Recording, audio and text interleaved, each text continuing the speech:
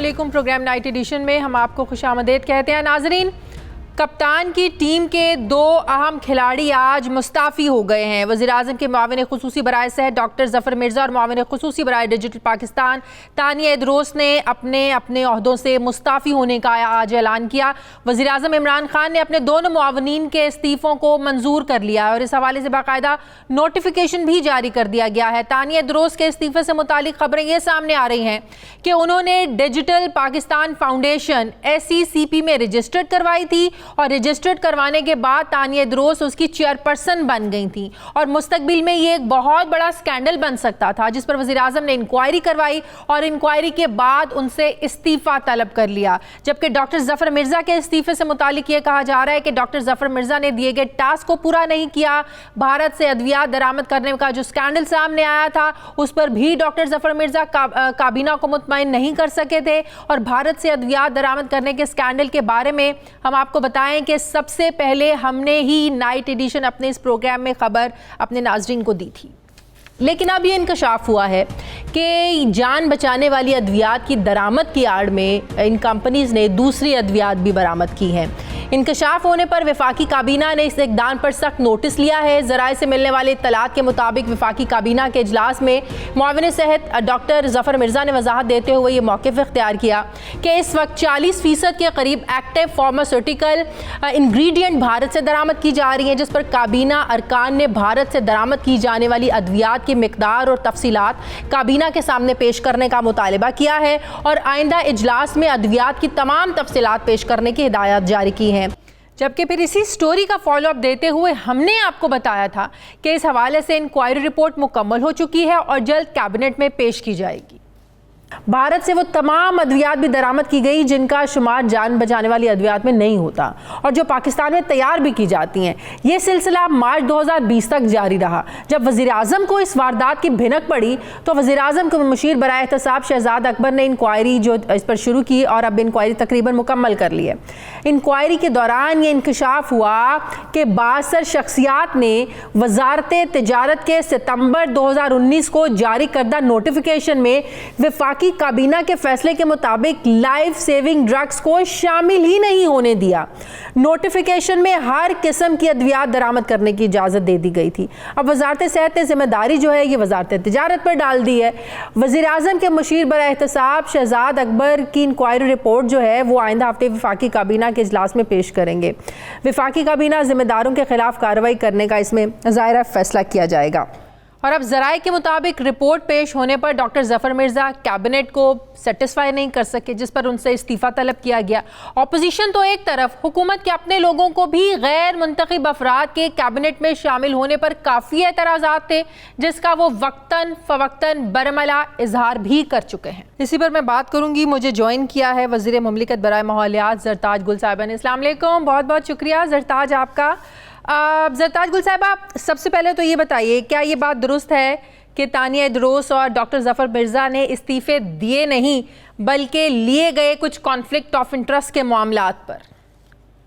देखिए शाजिया, जो गवर्नमेंट होती है या प्राइम मिनिस्टर हैं उनकी अपनी टीम है, वो अपनी टीम के उनका डिस्क्रिशनरी पावर होती है वो, और SAPM चूँकि नोटिफिकेशन होता है उनका, उन्होंने अगर रिज़ाइन कर दिया और प्राइम मिनिस्टर इमरान खान ने उसको एक्सेप्ट कर लिया स्पेकुलेशंस के ऊपर कि हम ये अंदाज़े लगाएं, क्योंकि अब तो वो चले गए हैं कि हम ये अंदाज़े लगाएं कि पता नहीं या कॉन्फ्लिक्ट ऑफ इंटरेस्ट था या फिर कारकर्दगी ऐसी थी। चूँकि अभी तक मेरे पास तो ऐसा कोई इन्फॉर्मेशन नहीं है जिसके ऊपर मैं आपको मैं बताती हूँ कि जो तानिया इदरोस के इस्तीफे की वजह जो सामने आई है वो ये है, जो उनसे इस्तीफा लिया गया कि जब डिजिटल पाकिस्तान फाउंडेशन SECP में रजिस्टर्ड करवाई गई और SECP में रजिस्टर करवाने के बाद तानिया इदरोस उसकी चेयरपर्सन बन गई।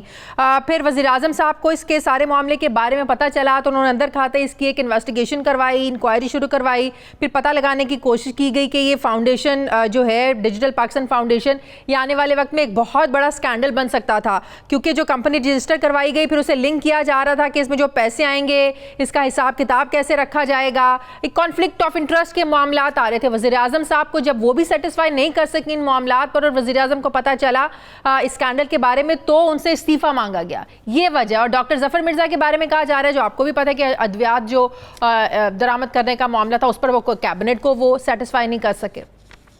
देखिए शाजी, मैं तो आपको पहले से ये बात बता रही हूँ कि चूंकि मेरे पास कोई रीज़न नहीं है सिवाय इसके कि उन्होंने दोनों जो SAPMs थे उन्होंने ट्विटर अकाउंट पे अपना इस्तीफ़ा उन्होंने अपनी रीज़न बताई।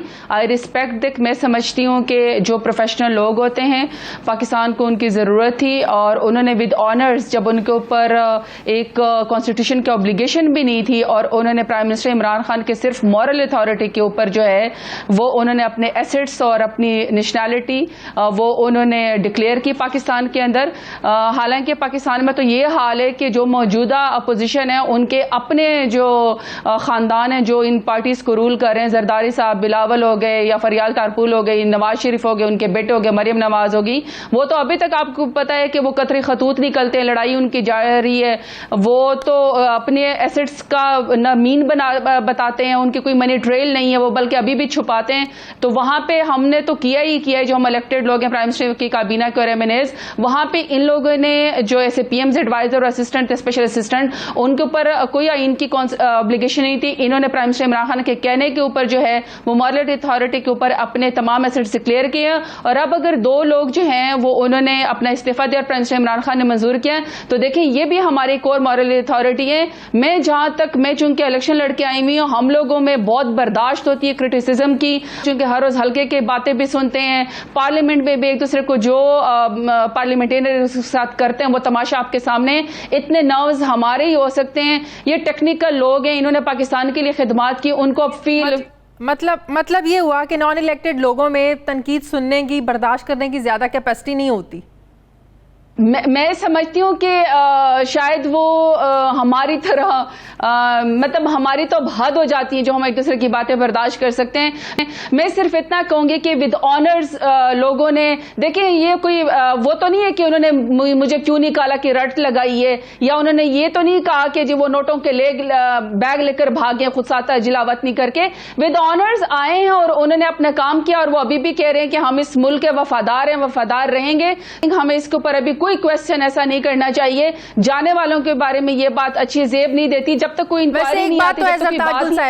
नॉन इलेक्टेड लोगों के बारे में क्रिटिसिज्म कह लें, एतराज़ात कह लें, तहफ़्फ़ुज़ात कह लें, आपकी अपनी पार्टी के लोग ही जो है ना वो खुलकर करते रहें। क्या अब ये बेहतर नहीं है कि तहरीक इंसाफ मुंतखब नुमाइंदों को वजारतें सौंपे, क्योंकि ये तनकीद तो आपकी पार्टी में होती रही है कि वो लोग तो इस्तीफे देकर चले जाएंगे, कल को अगर किसी ने जवाबदेह होना है तो वो इलेक्टेड लोगों ने होना है, आप लोगों ने होना है। वो जिस तरह बैग उठा के आए, बैग उठा के चले जाएंगे, उनको कौन पूछेगा? जवाब तो आप लोगों को देना पड़ेगा। देखिए शाजिया, मैं तो सिंपल एक बात कहूंगी कि जो पाकिस्तान में पार्लिमानी निज़ाम हुकूमत है और हम लोग इलेक्ट होके आए हैं और प्राइम मिनिस्टर इमरान खान ने हम तमाम इलेक्टेड लोगों को जो है वो काबीना का हिस्सा बनाए, जहां पे टेक्निकल एडवाइजरी की ज़रूरत होती है, जिसकी कोई स्किल है, उन लोगों को ये कोई आउट ऑफ द कॉन्स्टिट्यूशन कोई काम नहीं हुआ पाकिस्तान का। ये प्राइम मिनिस्टर इमरान खान का या किसी भी प्राइम मिनिस्टर का ये प्रोरोगेटिव होता है कि वो SAPMs एडवाइजर जो है वो ले सकते हैं, उनकी टेक्निकल क्वालिटी की वजह से या उनकी कोई एक्सपर्टीज है या उनकी स्किल है। कोई आउट ऑफ दिस कॉन्स्टिट्यूशन कोई काम नहीं हुआ। इससे पहले भी बहुत सारे SAPMs आए हैं। सवाल ये पैदा होता है कि जो प्राइम मिनिस्टर इमरान खान के SAPMs हैं या हम लोग इवन मिनिस्टर्स इलेक्टेड लोग, उनका जो कॉम्बिनेशन अगर इतना अच्छा चल रहा है तो इसमें तो मेरा ख्याल में हमें आपस में इकट्ठे मिलकर काम करना चाहिए। जहां तक नोटों के बैग भागने वाली बात है, हाँ ये जरूर सवाल पैदा होना चाहिए कि जो पिछले लोग थे, जो इस तरह के लोग आए जो नोटों के बैग लेकर भागे, और जो मौजूदा पॉलिटिकल अपोजिशन पार्टीज हैं, इनके जो अपने जो 2 दफा के 3 दफा के वजीर आजम रहे या CM रहे, देखिए आप मुझे ये बात बताएं कि उन्होंने जो एसेट्स बियॉन्ड मीन है, जो उन्होंने जो पैसे कमाए पाकिस्तान के अंदर पब्लिक अकाउंट होल्डर होके बनाए, या फिर उन्होंने पहले से उनके तो पहले से भुगत रही है ना, उनकी तो बात ना करें, उन पे तो नैब के केसेस चल रहे हैं, रेफरेंसेस बन रहे हैं, ऑपोजिशन तो सब कुछ भुगत रही है। तो ना करे ना करप्शन, ना करे मनी लॉन्ड्रिंग। जिसने मनी लॉन्ड्रिंग की, जिसने करप्शन किए, उसको हिसाब तो देना पड़ेगा। और अपोजिशन क्या, हुकूमत अपोजिशन जो लोग भी पार्लियामेंट का हिस्सा बनते हैं, चाहे वो सेनेट हो, चाहे वो प्राइम मिनिस्टर बने, चीफ मिनिस्टर्स बने, देखिए शाजिया ये हमारे ऊपर हाई मॉरल ऑब्लिगेशन और अथॉरिटी है। जो लोग मुल्क के हुक्मरान बनते हैं उनका एहतसाब सबसे सख्त इसलिए होता है कि हम वो पावर भी इंजॉय करते हैं। तो फिर आपको तो ये बताना पड़ेगा ना शहबाज शरीफ साहब को कि अगर वो 50 लाख या 50 50 करोड़ की प्रॉपर्टी डिक्लेयर करते हैं और ट्रांजैक्शन उनकी 7 अरब की है, और अगर उनसे नैब पूछती है कि आपके पास ये प्रॉपर्टी कहां से आई, तो वो कहेंगे कि मेरे पास जो है वो 10 भैंसें थी, उनका दूध बेच के मैं गुजारा करता हूं। तो इस तरह तो मजाक नहीं चलते ना।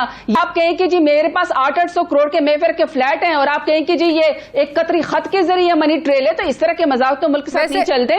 हम लोगों को आखिर जवाब तो देना पड़ेगा। तो करप्शन तो आप लोगों को भी पता है जरताज गुल साहिबा, आज से तकरीबन 1.5 साल पहले सुप्रीम कोर्ट ने ये कहा था कि हम सरकारी जो ओहदे हैं उन पर दोहरी शहादत के हामिल जो लोग होते हैं इनके तकर्रुर को सिक्योरिटी रिस्क करार दिया था। ये सुप्रीम कोर्ट की मैं आपको बात बता रही हूँ। दिसंबर 2018 में उस वक्त के चीफ जस्टिस आकिब निसार साहब ने यह तहरीरी फैसला दिया था कि दोहरी शहरियत रखने वाले अफराद को पाकिस्तान में सरकारी ओहदे दिए जाने पर मुकम्मल पाबंदी आयद की जानी चाहिए। इस सिलसिले में वाज़ेह कानून साजी की भी हिदायत की गई थी, जो आप लोगों ने नहीं किया। आप लोगों ने भी इग्नोर किया इस चीज को, ये आप लोगों को करना चाहिए था। देखिए शाजिया, हम लोग जो हमारी हुकूमत है जिसको जिस तरह की कोलैप्स इकोनॉमी मिली हुई थी, 31,000 अरब का 31 ट्रिलियन का ये मुल्क मकरूज था, जो करंट अकाउंट डेफिसिट था वो 20 अरब डॉलर से तजावज़ कर चुका था, जिसको हम 3 अरब पे लेकर आए। हमने अपनी पहली साल के दौरे हुकूमत में 5,000 अरब का जो है हम लोगों ने कर्जा इनकी पिछली हुकूमतों का वापस किया। वहां पे तमाम लेजिस्लेशन ज़ैनब अलर्ट बिल से लेकर और FATF के कानून तक लेकर अगर तमाम चीजें हमने ही करनी है तो फिर कौम को भी ये सोचना चाहिए कि पिछली हुकूमतें ये क्या करती रही हैं। जहां तक आला अदालत का अगर हुक्म है, पहले तो चाहिए तो ये कि पार्लियामान में जाके तमाम हुकूमतें, तमाम जो पार्टीज है, पॉलिटिकल पार्टीज, वो बैठें। लेकिन अगर पॉलिटिकल पार्टीज जो हैं वो आके मिमिक्री अपनी करें, जिस तरीके से ख्वाजा आसिफ और बिलावल भुट्टो जरदारी लैंग्वेज इस्तेमाल कर सकते हैं, 3-3 घंटे की जिस तरीके से वो भाषण देते हैं नैबज़दा खुद होके, और उन्हीं कानून के इदारों के ऊपर वो तज़हीक करते हैं, उनको पर क्रिटिसिज्म करते हैं। में इस मामले पर डेडलॉक क्यों है? आज इतना शोर शराबा भी हुआ, इतना हंगामा हुआ कौमी असम्बली में। शाजिया देखें, मेरा फर्ज है कौम को और आपको सच बताना। इस कौम को सुनना चाहिए कि पाकिस्तान 2018 में जब हमारी हुकूमत नहीं थी, जब नवाज शरीफ की हुकूमत थी, तो पाकिस्तान ग्रे लिस्ट के अंदर गया। और खुदा न खास्ता अगर ग्रे लिस्ट से पाकिस्तान जो है वो FATF के लिस्ट में जाके ब्लैक लिस्ट हो जाता है, तो आपके ऊपर ईरान की तरह तिजारती पाबंदियां, सफरी पाबंदियां और बड़े सख्त आपके ऊपर इंटरनेशनल कवानीन लागू हो जाएंगे और आप किसी काबिल नहीं रहेंगे। आप पता नहीं थर्ड वर्ल्ड कंट्री से जाके नीचे चले जाएंगे। और उसकी वजह क्या थी कि आपके पिछले हुक्मरान खुद जो है वो मनी लॉन्ड्रिंग और टेरर फाइनेंसिंग के अंदर जो है वो इन्वॉल्व थे। कोई कानून नहीं थी, बल्कि खुद हुकूमतें जो है वो पिछली इस तरह के कारनामे करती थी, जहां पे पापड़ वालों के और जहां पे दही बल्ले वालों के उससे जो है वो बिलियंस के पैसे जो है वो मनी लॉन्ड्रिंग किए जाते थे, जो इस मुल्क से और टीटीज जो है वो की जाती थी। उसका हिसाब जब हमने देने के लिए इस कानून को 5 अगस्त से जो पहले हमने करना था, जब हम वो लेकर गए, तो ये कौम सुन ले कि इस मुल्क को दुश्मनों की जरूरत नहीं है, क्योंकि अपोजिशन ही दुश्मन के तौर पर काफी है।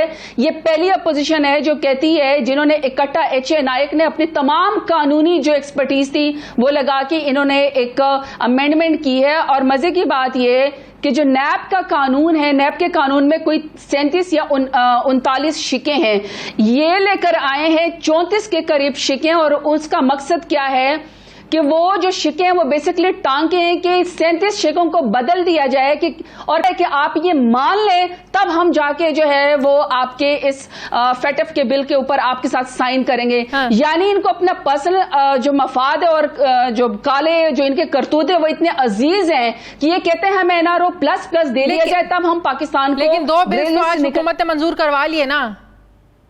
नहीं शायद सिर्फ एक आखिरी बात, जो हम कानून बनवाने में कामयाब भी हो गए हैं, वो आपने शोर गुल देख लिया। देखें, ये एक्सपोज हो गई, ये बैडली एक्सपोज अपोजिशन है जो पहली दफा अपने इंटरेस्ट के ऊपर, नेशनल इंटरेस्ट को जो है वो कुर्बान कर रही है। वो पाकिस्तान को ब्लैक लिस्ट करना चाहती है और उन्होंने नैब का कानून जो है वो अमेंडमेंट जोड़ दी है FATF के साथ।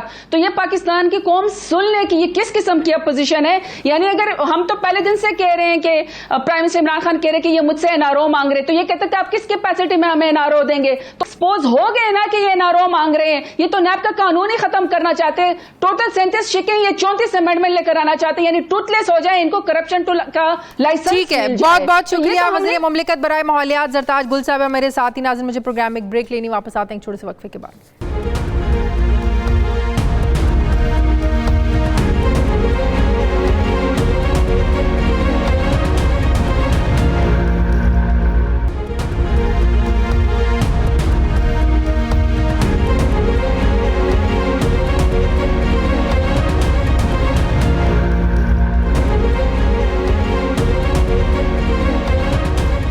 बाद एक बार फिर से आपको खुशामदीद कहते हैं। नाज़रीन, आज कौमी असम्बली में हंगामा खेज इजलास हुआ। 3 बार इजलास को मुलतवी किया गया। इस हंगामे के दौरान हुकूमत फाइनेंशियल एक्शन टास्क फोर्स से मुतालिक 2 बिल्स ईवान से मंजूर करवाने में कामयाब हो गई। इन बिल्स में इंसदाद दहशतगर्दी तरमीमी बिल 2020 और अक़वाम मुत्तहिदा सिक्योरिटी काउंसिल तरमीमी बिल 2020 शामिल है। नून लीग के सीनियर रहनुमा ख्वाजा आसिफ ने आज वज़ीर ख़ारजा शाह महमूद कुरैशी पर खूब तनकीद की। वज़ीर ख़ारजा साहब ने देने की कोशिश की। सियासतदान इस किस्म की रंगबाजी जो है वो करते हैं। उन्होंने कल रंगबाजी में जो प्रोप्राइटी की तमाम तर हदूद जो हैं, जिनका एहतराम किया जाता है, वो तमाम तर जो हदूद जो है वो क्रॉस। ये जो बैठ के लोगों की बालियां उतार के जेब में डालते हैं, लोगों से इस तरह 5-5 हज़ार की थदियां वसूल करते हैं, वो भी तो नैब करे, वो भी तो क्लास डालें उसमें। ख्वाजा आसिफ की इस तकरीर के बाद स्पीकर ने वज़ीर ख़ारजा शाह महमूद कुरैशी को बोलने का मौका दिया, जिस पर अपोजिशन ने नारेबाजी शुरू कर दी। इन्होंने नाम लिया मेरा, I have a right to reply, I have a point of personal explanation, और अगर नहीं बोलने देंगे तो इनको भी नहीं बोलने देंगे। आप भी नहीं बोलोगे तो भी नहीं बोलोगे, नहीं बोलोगे, नहीं बोलोगे, बोलो, बोल के दिखाओ। ये तो कोई तरीका नहीं है। आप तमाशे नहीं चलेंगे, तमाशे बंद करें तमाशे। शाह महमूद कुरैशी कौमी असम्बली में तो नहीं बोल सके, लेकिन बाद में उन्होंने प्रेस कॉन्फ्रेंस करते हुए ख्वाजा आसिफ की तकरीर का भरपूर जवाब दिया। क्योंकि 10 साल आप हुकूमत में रहे हैं, और 10 सालों में अगर आप ये कानून साजी पीपीपी और नून मिलके नहीं कर सके, तो फिर 10 घंटों में आप हमसे तवक्को कर रहे हैं। उन्होंने कहा कि ये जो मैं रंग साजी मैंने की कल अपनी तकरीर में, आप फैटफ की आड़ में नैब को तरामीम को पास करवाने की जो सरारत कर रहे हैं, मैं रंग साजी नहीं कर रहा, आप रंग में भंग डाल रहे हैं। फिर आपने फरमाया मैंने कवाली की। ना ना ना ना ना ना, कवाली बिल्कुल नहीं की, पक्का राग सुनाया। आज कौमी असम्बली में होने वाली हंगामा आराई के बाद हुकूमत ने पार्लियामेंट का मुश्तरका इजलास हंगामी तौर पर अब जो है ना वो बुलाने का फैसला किया है।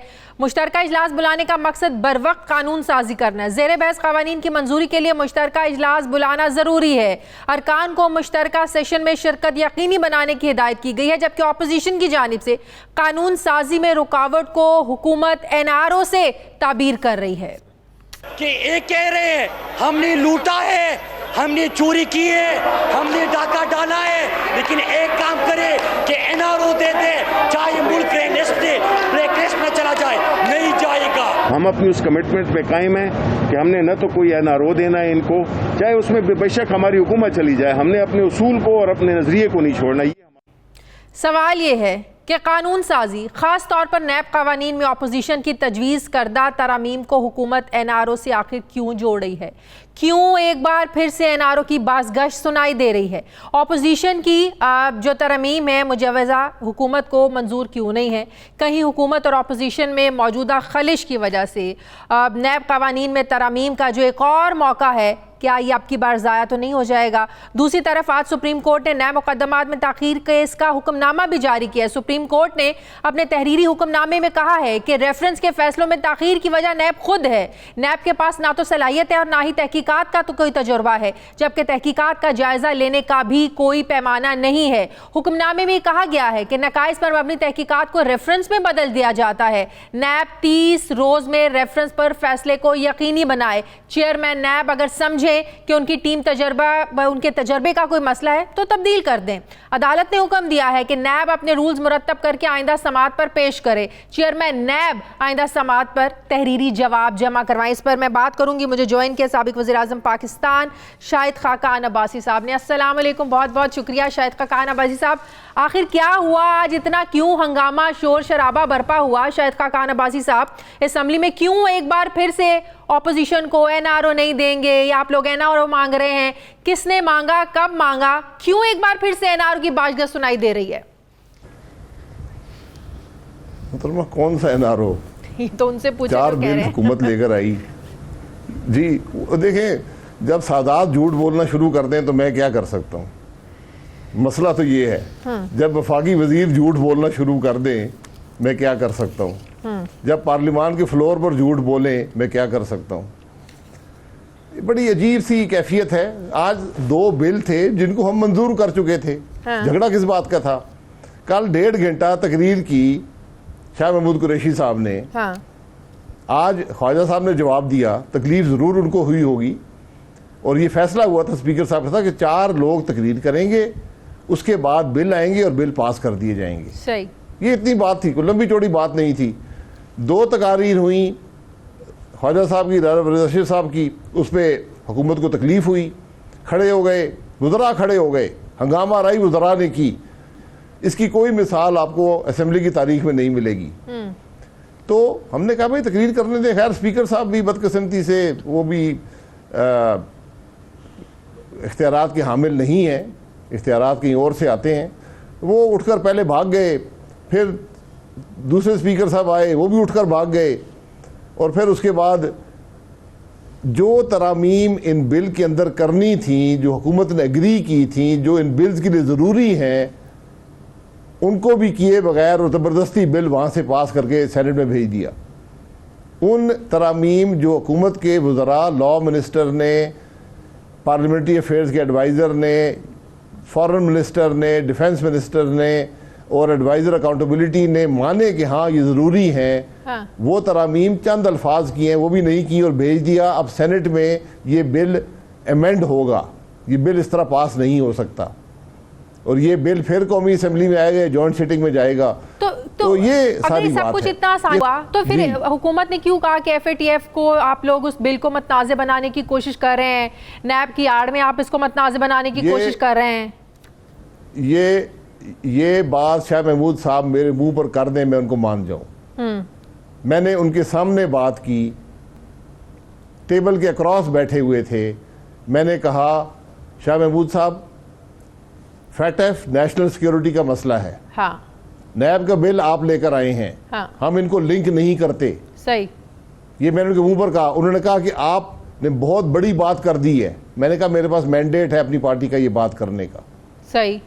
ये बात हुई है। आज उसको अगर कोई शख्स ये कहे, ये दोनों अशखास वहां बैठे हुए थे, 5 लोग वहां बैठे हुए थे, इसके गवाह हैं। सही। ये तो ऑपोजिशन ने बड़ी जिम्मेदारी का मुजाहरा किया। बिल्कुल जा रहे हैं। बिल्कुल, ये तो फिर आप लोगों ने बड़ा जिम्मेदारी का मुजाहरा किया। ये गैर जिम्मेदारी नहीं है, ये सिर्फ नौकरियां बचाने की बात है। ये अहकामात आते हैं वज़ीर आज़म साहब से। क्या अहकामात आते हैं? शोर शराबे के, हंगामे के, लड़ाई झगड़ों के? शोर शराबे के सच जो है वो छुप जाए इस शोर शराबे में। अच्छा। सच ये है कि हुकूमत झूठ बोल रही है। 3 बिल ये लेकर आए थे FATF के, एक नैब का हुकूमत लेकर आई, हमने नहीं मंगवाए। हाँ। इन्होंने कहा जी हम इनको सबको इकट्ठे पास करेंगे। अच्छा। एक बिल जो था वो इतना खौफनाक था, आप यकीन करें पाकिस्तान में जमहूरियत ना रहती है, बिल पास हो जाता। नैब में हमने कहा ये बताएं ये कौन से FATF के कानून? नहीं नैब की तरमीम छोड़ देना, वो भी हुकूमत लेकर आई थी, हम नहीं लेकर आए थे। हाँ। वो एक बिल था जिसको एंटी टेररिज्म एक्ट में अमेंडमेंट थी। इन्होंने कहा कि ये FATF का बिल है। हाँ। हमने कहा जरा बताएं कि ये कौन सी FATF में कहाँ रिक्वायरमेंट है इस बिल की कि आप किसी शख्स को 180 दिन के लिए गायब कर सकते हैं। मैंने कहा ये तो वो बिल है जो भारत मकबूजा कश्मीर में इस्तेमाल कर रहा है। सही। फिर उससे हट गए कि नहीं हम इसको विड्रॉ करते हैं, ये गलती से आ गया। अच्छा। तो 2 FATF के बिल रह गए, आधे घंटे में हमने पास कर दिए। उसमें कोई 10-12 लफ्ज की तरामीम रखी जो हुकूमत ने मानी। आज वो तरामीम भी किए बगैर बिल पास कर दिए। सही। तो अजीब सी कैफियत है। ये हुकूमत जो है, मैं कोई ज्यादा लफ्ज इस्तेमाल नहीं करना चाहता, बहरहाल आप अगली बात कर लें। मैं अगली बात नैब कवानीन में तरामीम पर करना चाहती हूँ। इसमें क्यों पैदा हो गया आपकी ऐसी 35 तरामीम? ऐसी क्या खौफनाक बातें हैं उनमें जो हुकूमत कह रही है भाई किसी सूरत काबिल कबूल नहीं है ऑपोजिशन की जो 35 तजावीज़ हैं? जी तो ना कबूल करें, बात खत्म हो गई। इसमें क्या झगड़ा है? देखिए बात ये है, ये एक बिल लेकर आए थे। हाँ। जो इनके अपने लोग फंसे हुए, उनके लिए NRO था। हमने कहा ये NRO हमें कबूल नहीं है, तो ये जो आप बिल लेकर आए उसमें एक और शिक भी रखी हुई थी कि नैब के चेयरमैन को हम एक्सटेंशन दे सकते हैं ताकि इस नैब के चेयरमैन को ब्लैकमेल करें कि तुम्हें नौकरी बढ़ाएंगे तुम्हारी और उससे और मजीद काम उससे तो पीछे हट गए ना वो लोग अब। और उससे पीछे हट गए, हमारे कहने पे हटे, खुद नहीं हटे। फिर वहां पर एक शिक रख दी जो कानून शहादत से मुतसादिम है, और उस शिक में ये लिखा हुआ है कि आपको रेफरेंस बनाया जाएगा, 14 दिन में अगर आप उसको रिफ्यूट नहीं करेंगे तो वो एक्सेप्ट हो जाएगा, वो एडमिट हो जाएगा। ये मुकम्मल तौर पर इंसाफ के कानून के खिलाफ है। फिर फैसला हुआ कि हम शिक बाय शिक पढ़ेंगे नैब ऑर्डिनेंस को, और जहां पर भी पहले अपोजिशन बताएगी कौन सी तरामीम की जरूरत है, सही, उसके बाद हुकूमत उन तरामीम को देखेगी, अपनी तरामीम लेकर आएगी, हमारी तरामीम को रद्द कर दे, अपनी तरामीम लेकर आए और हम जस्टिफाई करेंगे अपनी तरमीम को। बिल्कुल। तो हमने ये शेख बाय शेख फारूक नाइक साहब ने पढ़ी, हमने कोई वहां पर प्रपोज्ड बिल नहीं दिया, कोई ड्राफ्ट बिल नहीं दिया, कोई हमारा प्रपोजल नहीं था, शेख बाय शेख पढ़ा गया। हमने बताया जी इस शेख में ये तब्दीली की जरूरत है, यहाँ पर ये जरूरत है, ये सारी बात हुई। उसके बाद और वहां पर हमने ये कहा कि फैटफ का इस बिल से कोई ताल्लुक नहीं। मैंने खुद कहा, शाह महमूद कुरैशी साहब के मुंह पे कहा, सही, इसका कोई ताल्लुक नहीं, आपने नैब अमेंड करना है कर ले, नहीं करना चाहते ना करें। अब वो जो तरामीम है वो 35 नहीं है, तकरीबन मैंने गिनी है 115 से ज्यादा है जो आप लोगों ने और दी वो है, तमाम जो जी जो आप लोगों की तरफ से तजावीज गई हैं, जो ये हमारी तजावीज है ना कबूल करें। हाँ। ये आज नई नहीं है, हम ये कौमी असम्बली की कमेटी में भी दे चुके हैं, उसके बाद हुकूमत को भी भेज चुके हैं। देखिए शाहिद खाकान अब्बासी हमने साहब, कहा ऐसा नहीं हो ये सकता है कि सारी हुकूमत की मान ली जाए या सारी ऑपोजिशन की मान लीजिए, तो गिव एंड टेक होगा ना, कुछ आप लोग उनकी ना मान माने, लें, मैं कुछ कह रहा हुकूमत आपकी मान ले, हूँ, मैं कह रहा हूँ ना माने तो फिर आप लोग मैं मान तो ये लें कहता हूँ उनकी। कि आप टीवी कैमरे लगा लें, आप टीवी कैमरे लगा लें, आप शिकें सारी देख लें, जो उसमें मैं भी अपना जवाब दे दूंगा, वो भी जवाब दे दें कि क्या तरामीम है ये, क्योंकि मुश्किल बात तो हुकूमत नहीं कह रही है क्योंकि जो ये तमाम तजावीज आपकी तरामीम है उसमें हमने आप दी। लोग नैब को टूथलेस करना चाह रहे हैं, आप लोग तो चाह रहे हैं कि नैब के सारे इख्तियारात ही नहीं, खत्म हो जाएं, नहीं ये हुकूमत कह रही है। नहीं, कतन ऐसी बात नहीं है, कतन ऐसी, हुकूमत तो झूठ बोलती है ना, मैं अब क्या कह सकता हूँ, तरामीम लिखी हुई है, उनका जवाब एक एक करके हर तरमीम का जवाब हमारे पास है। सही, अगर वो भी जवाब दे दे कि क्यों नहीं होनी चाहिए तो ठीक है, बात खत्म हो जाएगी। सही। तमाम तरामीम जो हैं, जो सुप्रीम कोर्ट की ऑब्जर्वेशंस हैं उसके सही। मुताबिक हैं, सही। जो सुप्रीम कोर्ट ने से पहले डायरेक्शंस दी हैं उसके मुताबिक है, और काउंसिल ऑफ इस्लामिक आइडियोलॉजी की जो डायरेक्टिव्स हैं उसके मुताबिक हैं। सही। तो अब डेडलॉक कैसे खत्म होगा, दोबारा कब इस पर फिर बातचीत अब आप लोग शुरू करेंगे? डेडलॉक अब हुकूमत ने वापस आना था और बताना था कि वो उनकी कौन सी तरामीम है या हमारी कौन सी तरमीम को वो एक्सेप्ट करते हैं, कौन सी को नहीं करते। सही, सही। उस पर बहस होती, यही तरीका होता है अमेंड करने का। अब 5 वज़रा, 3 वफाकी वज़रा, 2 एडवाइज़र, हाँ। 8 दिन के बाद आकर हमें ये बताएं कि जी हम तो कुछ नहीं कर सकते, जी हम तो मजबूर हैं, हमारा प्राइम मिनिस्टर नहीं मानता।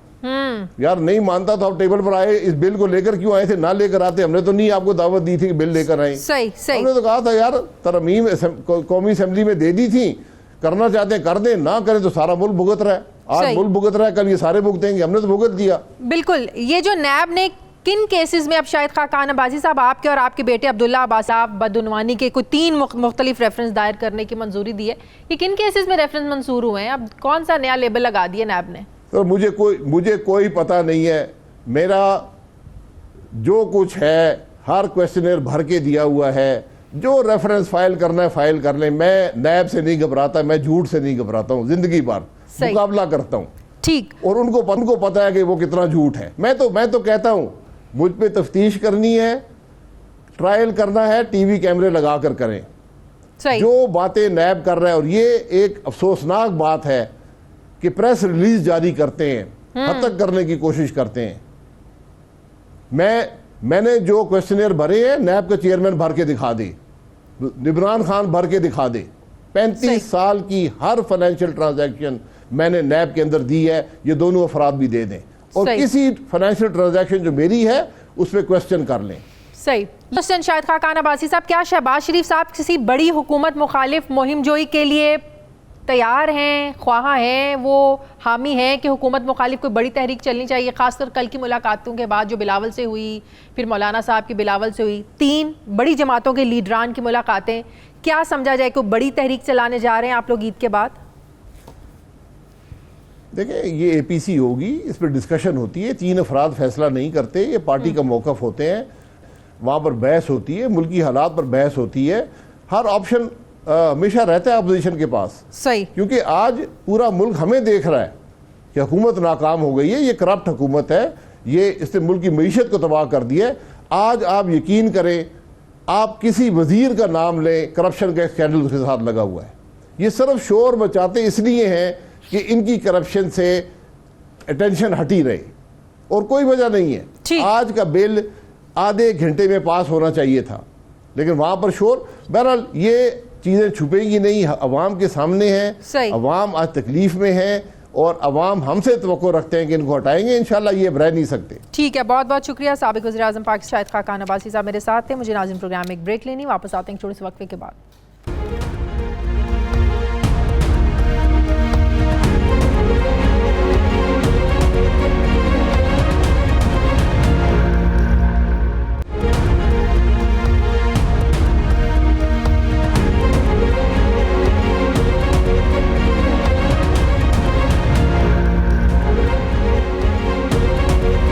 ब्रेक के बाद एक बार फिर से आपको खुशामदीद कहते हैं। नाज़रीन, अगर ये कहा जाए तो गलत ना होगा कि कराची अब सिर्फ सियासत के लिए रह गया है।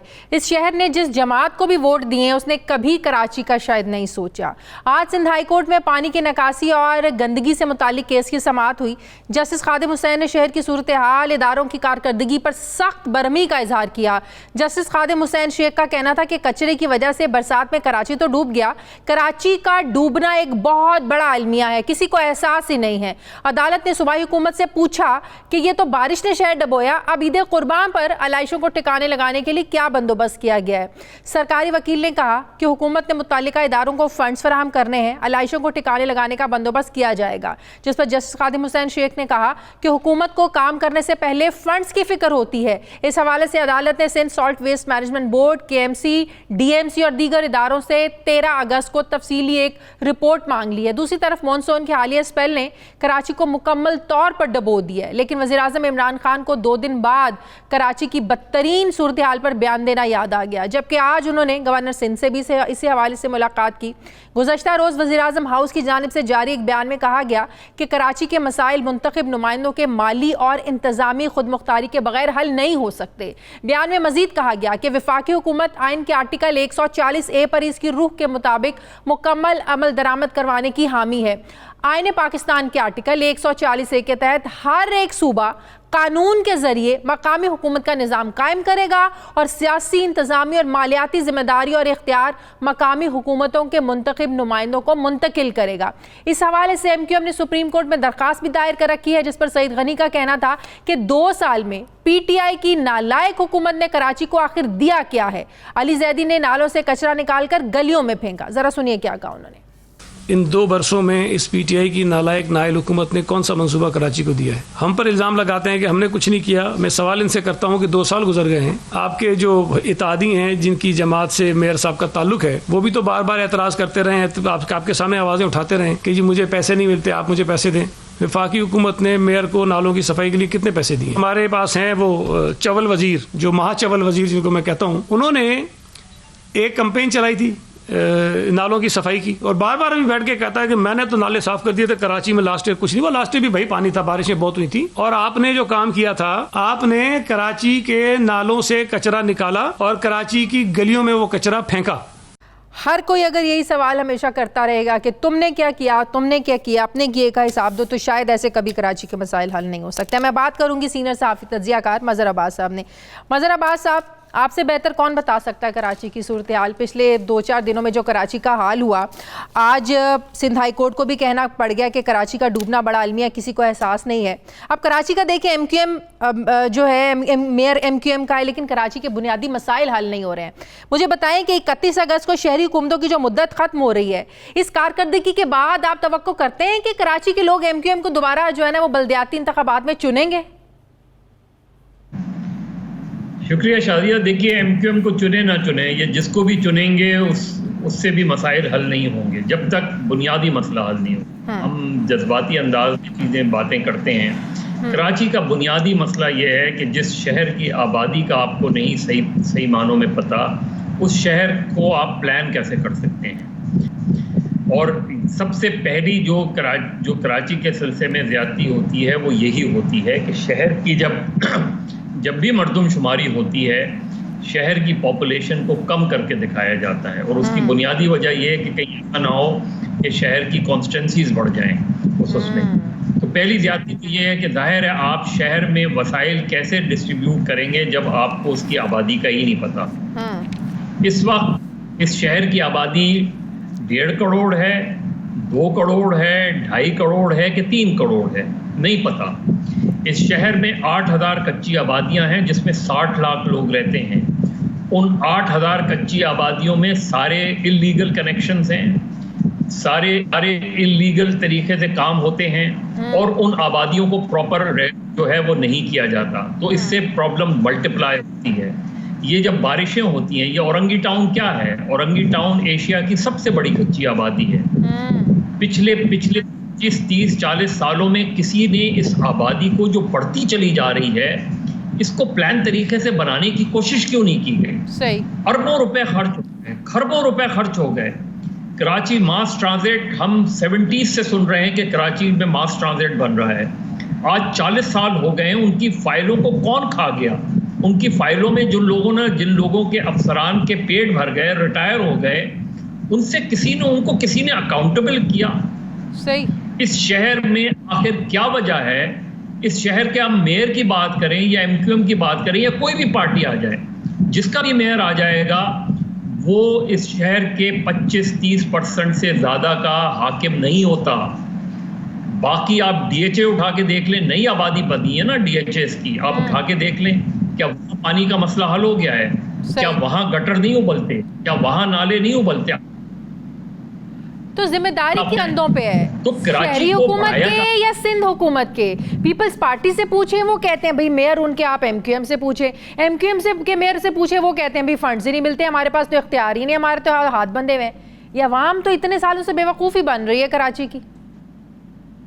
देखिए, उसकी सीधी सी बात है, इस वक्त जो बेशुमार कसीरुल जो मंजिला इमारतें बन रही हैं उन पर फौरी तौर पे पाबंदी लगाई जाए, वरना ये शहर तबाह हो जाएगा। इसलिए कि आप 16 मंजिला इमारत खड़ी कर देते हैं, 18 मंजिला इमारत खड़ी करते हैं, ना वाटर बोर्ड से NOC लिया जाता है, ना गैस कनेक्शन लिए जाते हैं, और रातों रात पता चलता है आपने 25-30 लाख लिए, उसी रात वो नई सड़क खोद दी जाती है और उसको बनाए बगैर चला जाता है। देखिए, इसकी जिम्मेदारी कौन है? सबसे पहले बात, अगर जब जैसे वजीर आजम ने अब इमरान इस्माइल साहब को बुलाया, वजीर आजम यहाँ आके बैठे, मेयर को बैठाएं अपने साथ, गवर्नर को बैठाएं, चीफ मिनिस्टर को बैठाएं, आप भले रेंजर्स को बैठाएं, जिनको भी बैठाना है बैठाएं, 2 या 3 दिन बैठ के यहाँ इजलास करें। कराची का सबसे बुनियादी मसला यह है कि कराची एक अम्ब्रेला के तहत होना चाहिए, बिल्कुल, उसकी कोई एक बॉडी होनी चाहिए। कराची 25 सिविक एजेंसियों में तकसीम नहीं होना चाहिए अगर आपने कराची को बेहतर बनाना है। उन्हीं को अकाउंटेबल मैं करूंगा। मेयर का गिरेबान मैं उस वक्त पकड़ूंगा जब वो पूरे कराची का जिम्मेदार होगा, वरना जो लोग DHA में रहते हैं वो मेयर के पास जाके क्या करेंगे? बिल्कुल जो कैंटोन में रहते हैं वो क्या करेंगे? मेयर भी पूरी तरह जिम्मेदार है। ये नहीं कि मेयर सिर्फ ये कह के वसीम अख्तर ने मुझे इंतहाई मायूस किया इस लिहाज से कि आप सिर्फ ये रोना रोते रहेंगे तो फिर आप मेयर क्यों बने हुए हैं? छोड़ देते मेयर, बिल्कुल, अगर आप जा रहा। दूसरे ये कि सबसे अहम बात ये कि कराची को आप मुकम्मल तौर पे मेट्रोपॉलिटन कॉरपोरेशन का दर्जा दें। यहाँ मकामी पुलिस होनी चाहिए, यहाँ मकामी हुकूमतों के पास इख्तियारात होने चाहिए, और ये पूरे पाकिस्तान और पूरे सिंध का मसला है बशमूल कराची कि आप उनको ऑटोनमस बॉडी दें। जो 18वीं तरमीम का सबसे ज़्यादा शोर मचाया जाता है, उस 18वीं तरमीम में मरकज से सूबे और सूबों से मकामी हुकूमतों को इख्तियारात की बात बिल्कुल ऐसी है। मंजर बात क्या समझते हैं कि विफाक और सिंध में इतनी रिफ्ट क्यों ज़्यादा बढ़ गई है? आप देखें, वज़ीर आज़म साहब कराची का दौरा करें, जो चीफ मिनिस्टर हैं वो उनको वेलकम करना पसंद नहीं करते हैं, वज़ीर आज़म जाएं वो उनसे मिलना पसंद नहीं करते हैं। तो ऐसी सूरत में अगर हम सिर्फ ये कहते रहें कि इन दोनों को मिलकर बैठना चाहिए, सिंध वालों को, विफाक को, ऐसे तो मसाइल हल नहीं होंगे। ज़्यादा जिम्मेदारी वज़ीर आज़म की नहीं बनती क्या? जी बिल्कुल बनती है। देखिए, जब 2013 में कराची ऑपरेशन हुआ तो यहाँ आके वज़ीर आज़म भी बैठे, सदर भी बैठे, आर्मी चीफ भी बैठे, डीजी रेंजर्स भी बैठे, इंटीरियर मिनिस्टर भी बैठे, एक एपेक्स कमेटी बनाई। अगर कराची में दहशतगर्दी को खत्म करने के लिए एपेक्स कमेटी बन सकती है, बिल्कुल, तो कराची के सिविक इश्यूज को एड्रेस करने के लिए एपेक्स कमेटी क्यों नहीं बन सकती? बिल्कुल। आप कराची को 2013 के जो लोकल बॉडीज एक्ट है उसको तब्दील करें, तरमीम करें, इख्तियारात मकामी हुकूमतों को दें, कंप्लीट पावर दें आप लोग बॉडीज को। बहुत बहुत शुक्रिया मज़हर अब्बास साहब, सीनियर सहाफ़ी तज्ज़ियाकार मेरे साथ हैं। नाज़रीन, हमारे प्रोग्राम का वक्त खत्म हो गया। प्रोग्राम के लिए आप हमें फीडबैक ज़रूर दीजिएगा। अपना ख्याल रखिएगा। मुझे इजाज़त दीजिए। मेरी आपसे मुलाकात होगी कल। अल्लाह हाफ़िज़।